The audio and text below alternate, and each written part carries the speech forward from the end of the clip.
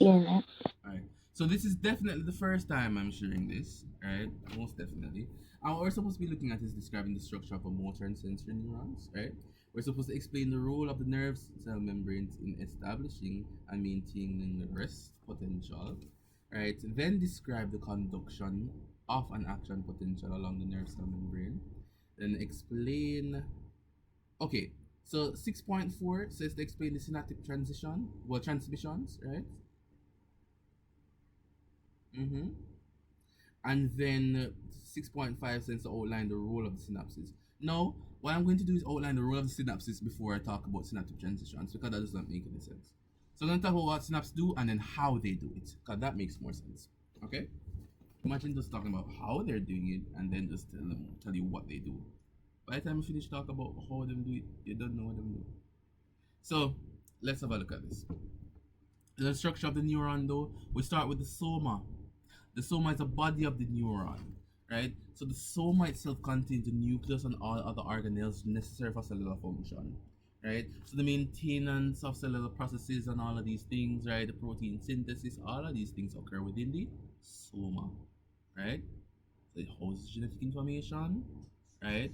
It actually integrates incoming signals coming from dendrites. Hmm, interesting. Dendrites now. Dendrites are branching extensions of the cell body or the soma, right, that receive signals from other neurons or sensory receptors. So see these dendrites, the tree-like structures, these spines, right? So they're covered by dendritic spines, small protrusions, right, that increase the surface area for synaptic connections. Dendrites receive incoming signals, neurotransmitters from presynaptic neurons rather, not neutrons, neurons, right, across synapses, and they transmit these signals to the soma, right, where they're integrated in the soma, as we stated before, um, to determine whether or not it will initiate a action potential. We have the axon. The axon is a long, slender projection, right, that extends from the soma, right? So on the axon itself, let me draw a piece of the axon, right? So let's call this our axon. And then on the axon, we have these glial cells, right? So these different glial cells, right? They're usually fatty cells, right? And these make up our myelin sheath. They're a fatty insulating layer produced by the glial cells, right? So the oligodendrocytes, right? So the oligodendrocytes are just called glial cells, right? So the glial cells are in the middle, and they create these myelin sheath, right? Okay, right? And the Schwann cells are in the peripheral nervous system. So the glial cells, right, are generally what are in the central nervous system. But because we're talking primarily about the peripheral nervous system, they would be called the Schwann cells, right? So a type of glial cell called the Schwann cell, right? So we have that there. Between each myelin sheath is the nodes of Ranvier,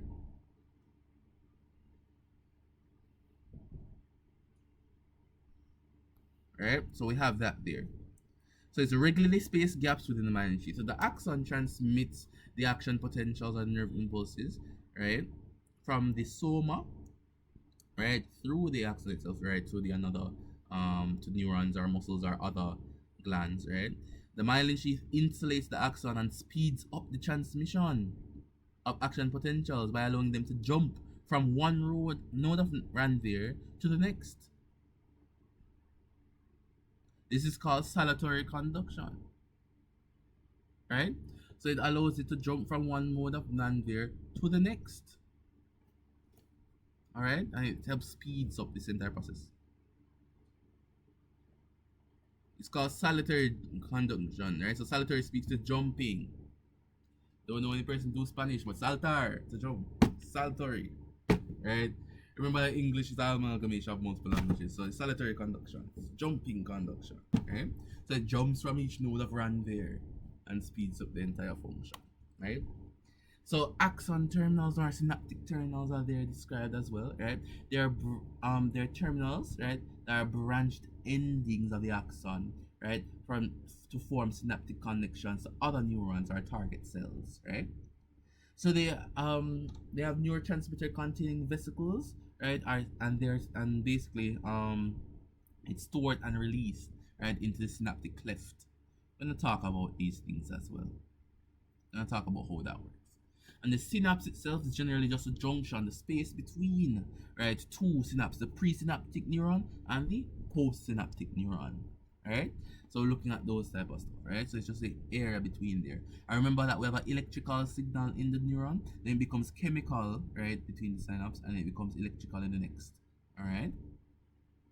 So we have the structure here of relay neuron, a sensory neuron, and a motor neuron. And to look at the types, the structure, right? The motor neuron tends to have one specifically long axon from one end. Interneuron tends to not really have axons but multiple dendrites, right? And then the sensory neuron tends to have generally two axons, right, with the soma between. All right. So we have that there. Any questions or concerns at all?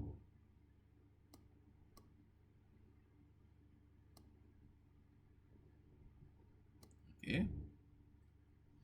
The establishment and maintenance of the resting potential now, we're talking about our leaky ion channels, our leak channels, right? Our integral membrane proteins that pours into or that pores allowing, right, that form pores rather allowing passive movement of ions across the membrane. So usually they're non-selective and there are multiple types of ions such as potassium and sodium. This is why when you're asked to eat salt, salt promotes, right, these things. Salt promotes nervous development, right? If you don't have enough salt in your body, you're gonna have all sorts of issues, right, with your nervous system. But you only need a tiny amount, you don't need a lot, right?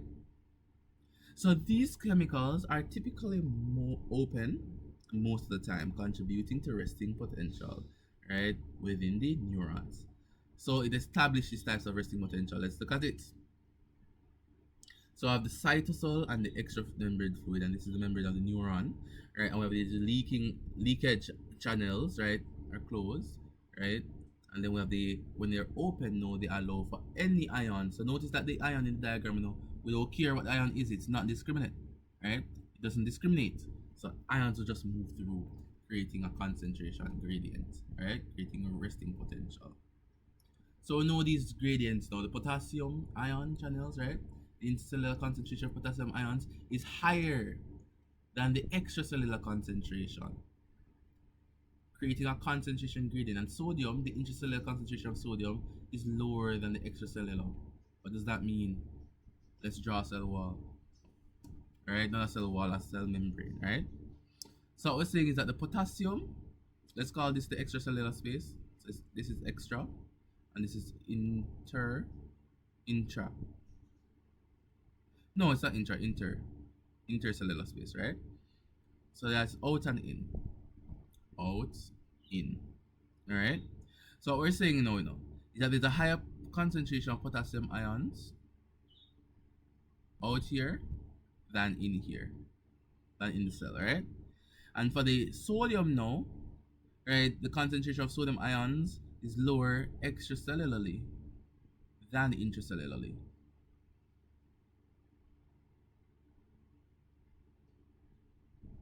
That's what we're talking about, right? So there's more potassium on the outside than inside, and there's more sodium on the inside than outside, right?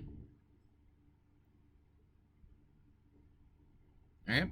And this, remember this point, no. The resting potential, the resting membrane potential, is mostly maintained due to the low permeability of the membrane to sodium ions at rest.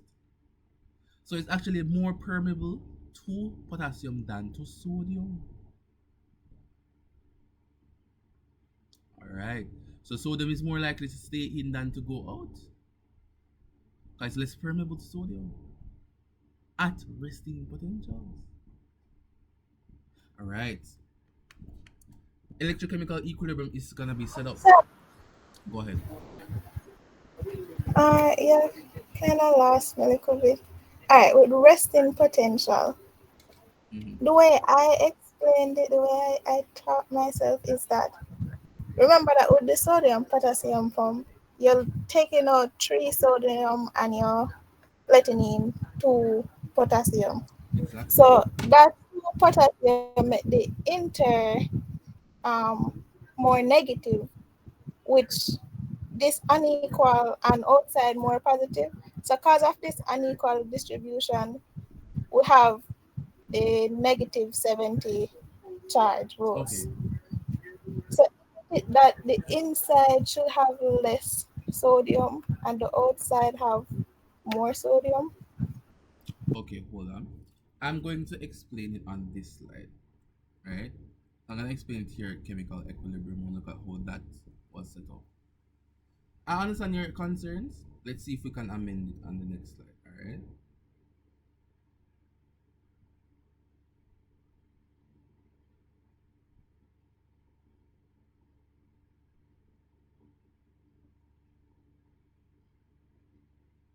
Okay? So let's look at what's happening here. Alright? So we have the less permeability, right? What we're gonna be looking at is the different pumps. No, right? So the leakage channels, remember the leakage channels is like that, but the sodium potassium pump is something different, right? When we're looking at the sodium potassium pump, right? We know that we're gonna have this protein. Let me fix that line there. Let's set up the equilibrium now. Because I was explaining the leaking channels there. Leaking channels are indiscriminate. It doesn't matter to them, right? So that's what's happening with the leaking channels there, right? But with how this is set up now, right? How we get that negative 65 to negative 70 millivolts, right? Within the cell, how is inside the cell more negative, right? Let's look at this, right? So we know that with the pump itself, right? Each time the pump pumps, how many sodium, right, versus how many potassium?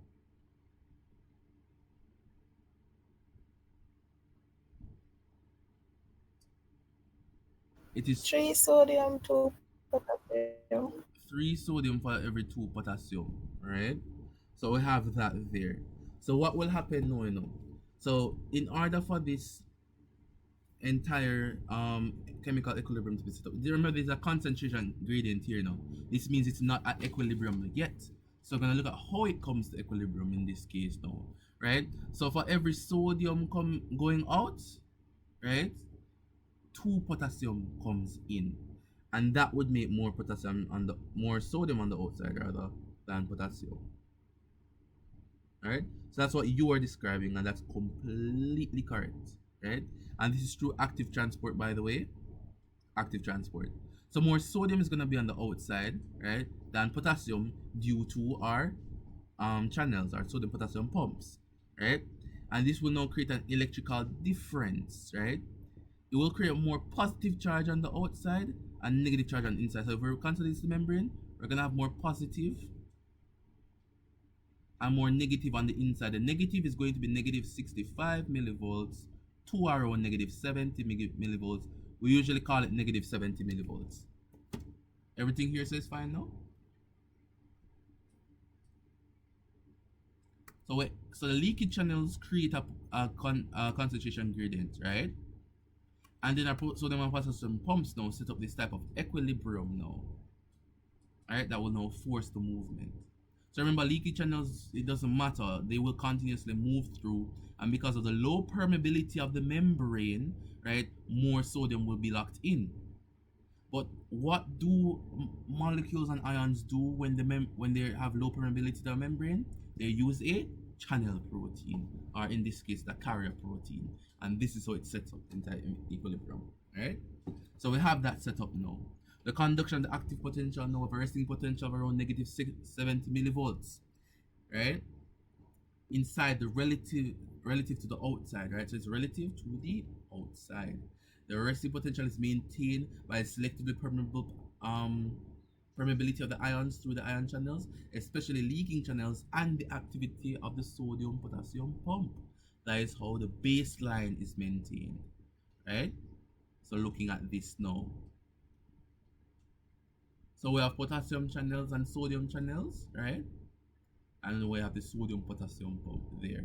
And if we use a voltmeter, we can see it's negative 70. Everybody's fine so far? Let me go to the chat and see if everybody's fine. Everybody's okay. Alright, lovely. So we have that there first. Alright. So at resting potential, all the voltage gated sodium channels, right, and most of the voltage gated potassium channels are actually closed. So they're closed because they're voltage gated. I'm going to talk about the voltage gated. And here we have this. This is the resting potential, right? Notice the threshold is negative 55, but what we have here is resting potential. Everybody can see that, right? I cut up the graph so it makes more sense. So as we go along, more of the graph will be revealed. Alright? So the voltage gated channels now. We know that with voltage gated ion channels, right, they are voltage sensitive. Right? So they have a voltage sensitive domain that changes conformation when the membrane potential changes. You have different types of channels of the calcium ones, right? The calcium voltage gated channels, we have the potassium voltage gated channels, and we have the sodium ones. Calcium ones are usually more active around the synapse, right? So it helps with this transmission and synaptic plasticity, right? While the sodium ones now, right, will be in response to the membrane's depolarization, right? As well as the potassium. So potassium and sodium will help with the depolarization of the membrane, right? Right, so okay, so let me put it here now, right? Sodium voltage gated channels, right? Depolarization, right? So depolarization, right? The potassium ones, why did I put a Ke for potassium? You know that is a K, right? Potassium ones now will help with depolarization and, well, and hyperpolarization. Hyperpolarization, right? And in the calcium now one will help with synaptic transitions and plasticity. Okay, so there are differences. So sodium only really works with depolarization, potassium works with both depolarization and hyperpolarization, and the calcium one only really works with synaptic transitions, right? So I'm trying to get you guys just get those things in order, right? So we can read the information, so you can pause and look at it for a second. You can take a screenshot, but that's generally the essence of this slide, right? Have a look at this now. Looking at the sodium ones, for example, right? So it's closed at resting potential and it opens when a nerve impulse is carrying now actually having the movement of these ions back into the membrane, right? And then it becomes inactive right after the action potential is done, and the sodium potassium pumps will continue to now recreate that. So we're gonna look at it. So depolarization, right? So when the neutron is stimulated, right? So when there's some amount of stimulation, right, by their neurotransmitter or by a ligand gated channel, we're not going to look at that at Unit 2 biology. I don't think we look at it, right? I could explain, but not right now. So ligand gated channels, right, is there.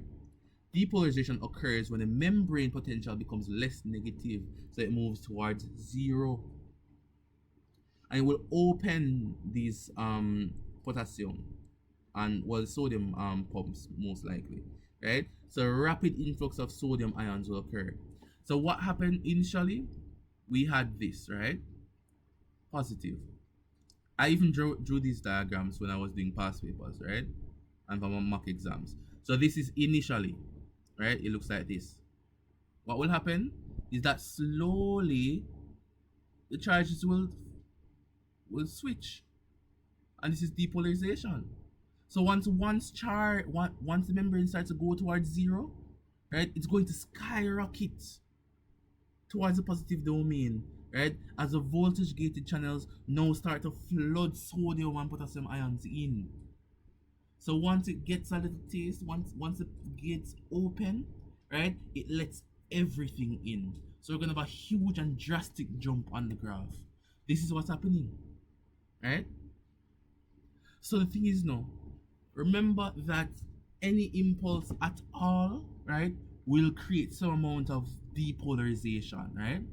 If it does not reach the threshold of negative 55, right, it will not continue to an active potential, but it will fail. So if we move from negative 70 millivolts to, let's say, negative 45, nothing will happen, it will fail, right? It must reach negative 50 millivolts.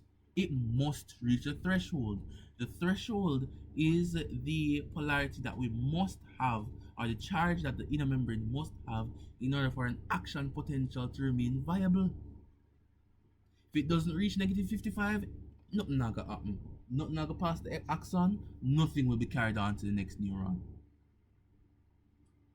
So the impulse needs to be strong enough in order to cause the depolarization to be in to reach negative 55, and then we can have that there. Then we can have a full action potential on its way. If it doesn't reach a threshold, it will not occur, it will fail. Alright? So here we see some failures here. And then here now the full depolarization is an actual one that passed the threshold. So notice that all failures are beneath the threshold. Lovely. Peak action potential now. Once the membrane potential reaches a certain threshold, typically negative 55 millivolts, it triggers the opening of the large number of voltage gated sodium channels, right? And a massive influx of sodium ions go in, spiking the membrane potential. It spikes upwards. The peak is usually around negative 30 millivolts, right? Well, positive 30 millivolts. So here it has positive 40, right? So it can be positive 30 to 40, right? So positive 30 millivolts to positive 40 millivolts. I recommend using positive 40, right? So that would be the peak action potential up there. Everybody's following so far? Can I have a 1 in the chat if we're following, or a thumbs up if we're following? I need to know if we're following. Because if I go through and you never dare follow, it will not make sense at the end. Alright? So, alright. So, we have that there. Then, now, after, what will happen now is that the action potential will shoot its electrical impulse across the entirety of the cell. Right? So, it shoots across the axon. And now, after it goes across the entire axon now, we're going to have repolarization now. So the impulse has now gone. We're gonna now repolarize back to equilibrium. All systems move towards equilibrium. Right? Le Chatelier's principle is found everywhere. Right? So it comes back to equilibrium now. We have the repolarization now. The opening of the potassium channel gated voltage gated potassium channels, right? So they're gonna start to now flood out of the neutrons. So the potassium ions will now flood out. So potassium ions are now flooding out, right, due to the voltage-gated cells, right? And now it will lead to the repolarization of the cell. So the cell is now getting back to this negative on the inside, positive on the outside type of ordeal, right? It's trying to get to that, right? So we have that there. But remember, you know, they're voltage-gated channels. They tend to move large sums of these ions across, right? So we're trying to get to negative 70 millivolts, but what will generally happen now? We will surpass negative 70. So look at there now, we go cross negative 70 of repolarization, but because of the nature of floodgates, right, or voltage gates, right, it's going to actually surpass that of negative 70. That is what we call hyperpolarization, and we gain a refractory period. So in some neurons, repolarization may overshoot the resting potential. Go ahead. Sir, could it pass the negative 70 because of the sodium channels being closed at the action potential too? It could be, right? So the sodium channels would actually the sodium channels I would the sodium channels will start to close and the potassium channels will start to open. Right? So it's a combination of those factors that led to this. It's a combination factors. Okay, sir. Right? So yeah, you could say that combination of the factors will result to this, right? So we're gonna have an overshoot of the repolarization, right? And it occurs due to the continued influx of potassium ions, temporarily making the membrane more negative than the resting state, right? After an action potential, neurons enter a refractory period where it temporarily is unable to regenerate another action potential. So once fired, it can't just continue firing numerously like that, right? It goes to a rest period or a refractory period, right? So let's look at this. Hyperpolarization now will go all the way, right? Well, this is going through the hyperpolarization now, right? It's going to come down. So the voltage, so the potassium will come now, right? While the sodium, majority of them shut down. While potassium will now open. Alright? And this will lead to the refractory period, a period in which no action potential can occur. So it cannot occur within this period until it returns itself to resting potential. So it overshoots, dipping down past negative 70. And once it's under that, no action potential.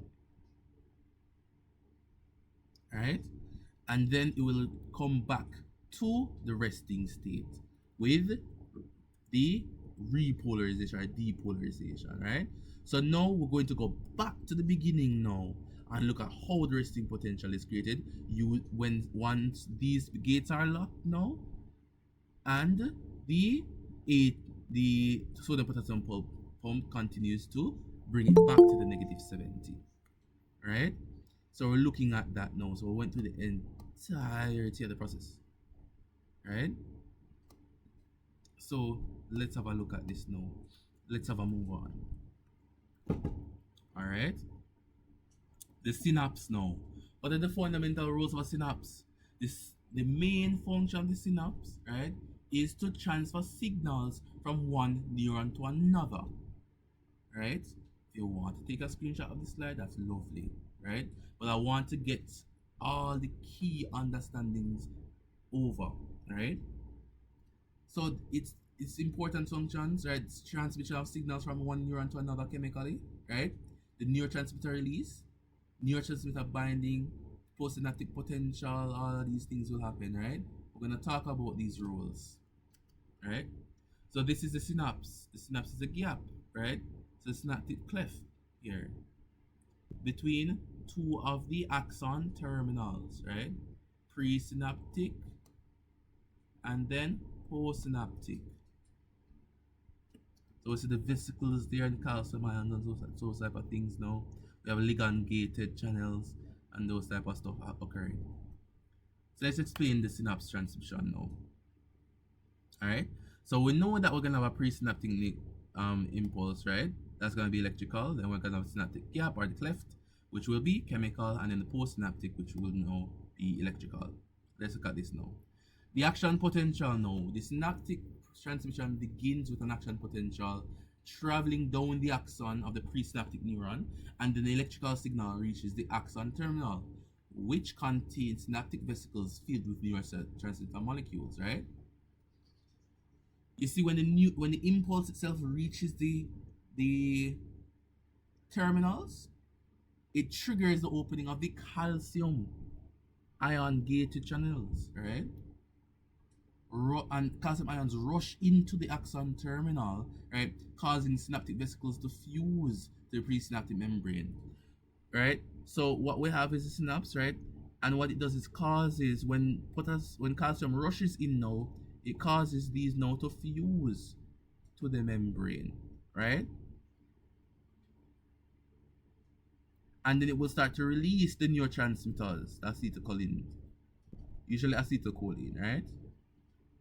Start to do that. So it's the calcium that does it, right? Then the neurotransmitter molecules diffuse across the synaptic cleft, the tiny gap between the presynaptic and postsynaptic neuron. This is not even a real step. Of course, it will diffuse across, right? It's gonna diffuse across now, right? Now, the neurotransmitter, the acetylcholine, right, will now bind to the receptors and activate the receptors, right?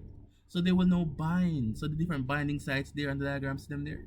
The acetylcholine now, the neurotransmitter molecules, will now bind to the specific receptor proteins located on the postsynaptic membrane on the receiving neuron. These receptors are typically ligand gated ion channels, right? Meaning that there must be a ligand complex formed. Therefore, they will not work unless acetylcholine binds, right? So they're going to bind to the receptors now. And binding of the neurotransmitter molecules, right, to the receptors causes conformational change on the receptor protein, right? Leading to the opening of ion channels or the activation of the intracellular signaling pathways. So notice now, remember at the beginning when we're talking about the start of the action potential? Mm-hmm. This is generally how it starts now. The activation of the receptors. And it starts to flood ions in now. That will now throw off the entire equilibrium and cause the depolarization. Let's look at this. The ion movement, depending on the type of the receptor, the neurotransmitter involved, right, the ion channels may open, allowing such ions such as sodium, potassium, and calcium, right, um, or chloride to flow into the postsynaptic neuron. And it results in a change in the postsynaptic membrane potential, either depolarization, right, or hyperpolarization will occur. Right? How would it be? It would, if chloride enters, it would be hyperpolarized, would inhibit. Mm-hmm. Right? And if sodium and potassium enters, it will excitatory, right, which would be depolarization, right, and inhibitory, right, which would be hyperpolarization. If chloride, if anions were to enter, then will increase the negativity of the cell, allowing it to dip below negative 70 millivolts, entering a refractory period. That can occur. Can, right? Or usually what occurs is cations enter, right? Which decreases negativity of the cell, right? Which brings it up to the threshold negative 55, and then actually a potential occurs, alright? So that can occur. Generation of postsynaptic potential, the changes in the membrane potential of the postsynaptic neuron, known as the postsynaptic potential, right? PSP, determines whether an action potential is triggered in the postsynaptic neuron. So the PSP, the postsynaptic potential, depolarizes the membrane sufficiently, reaches a threshold, and that can trigger an action potential. Right? So we're just talking about these things now. Once a neurotransmitter has transmitted a signal, it is broken down by acetylcholinesterase, the enzyme, right, in the synaptic cleft, and it's taken back up by the presynaptic neuron, right, via reuptake transmitters for recycling or diffuses away from the synapse, right? So these are reused. Postsynaptic integration now. The postsynaptic neuron integrates signals from multiple synapses, both excitatory and inhibitory, right? So that happens at the soma. Remember, the soma does that before generating its own action potential. So it will receive all of these things from the dendrites, right? It will receive all of it, right? You see that at one dendrite we have a lot of anions coming in, inhibitory. At one dendrite we have a lot of sodium, potassium coming in. So when all of these impulses come now, it is now deliberated by the soma whether or not another action potential will be sent. If it is enough cations over anions, then the soma itself will deliberate and realize that, okay, the cell body is getting too positive, right? And then it will cause the membrane equilibrium to be disturbed and depolarization to occur. And if the depolarization allows for the cell internal membrane potential to reach negative 55, then an action potential will be struck across the axon. Hopefully this makes sense. Go ahead. Sir, so we could say, like, what just came to mind, I was thinking about the graph, and the small curves that we have would be the electric impulses going to the dendrites, and then it's being collected in the cell body basically, and then transmitted along the axon.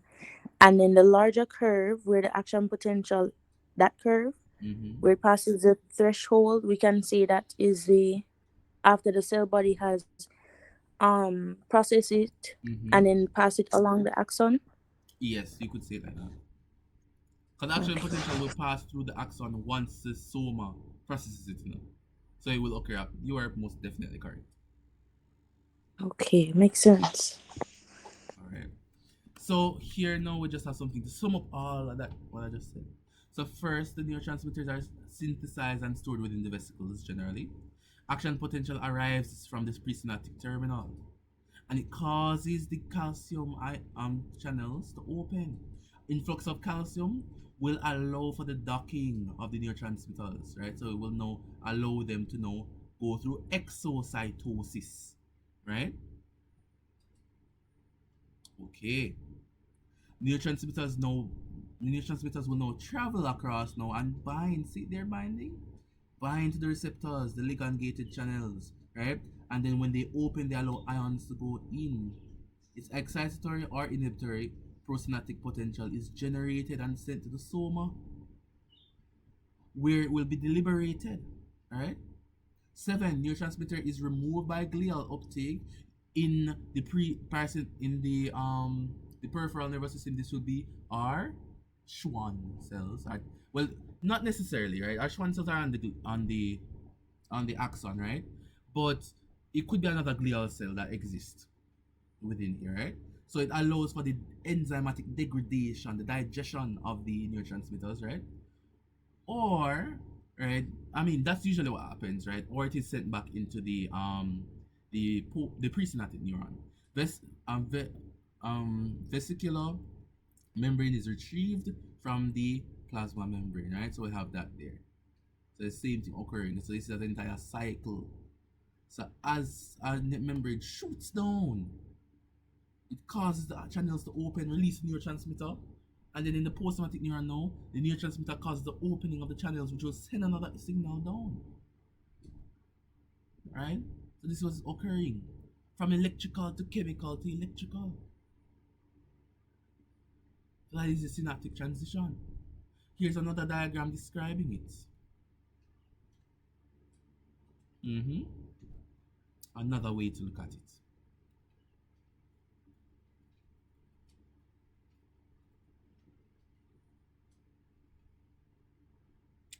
This is it. This is where we end. This is the end of module 2. Alright? That is it, folks.